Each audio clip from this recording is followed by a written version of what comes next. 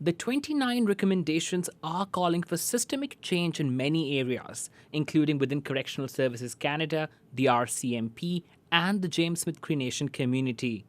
Among them, that the RCMP has the most current photo of anyone they're looking for, and that the First Nation keeps pushing for its own local police force.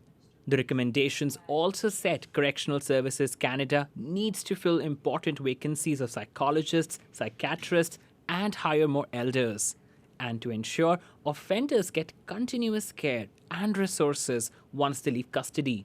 It also says the RCMP should share more information about wanted persons with First Nations leaders and meet with the First Nation 4 times a year to address ongoing drug and gang issues.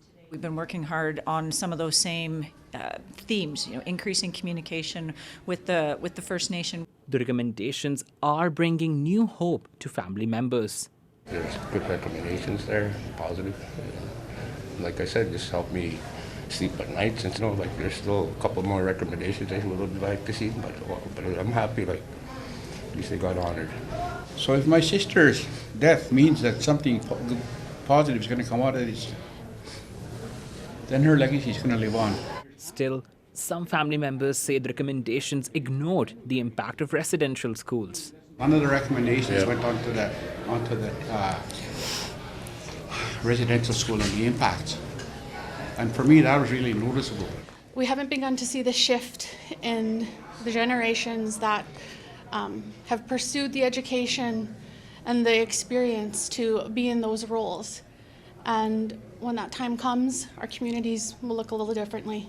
But some First Nation leadership say they're dissatisfied with the recommendations and that money will be a challenge. Current funding model is outdated and insufficient to address communities' continuing public safety needs. A lot of work ahead of us, and I really, really want to look at how we can move forward, especially with self-administered policing, addictions, awareness, all the areas of that were traumatized our people. Also, the funding for making safety communities that say to the both levels of government.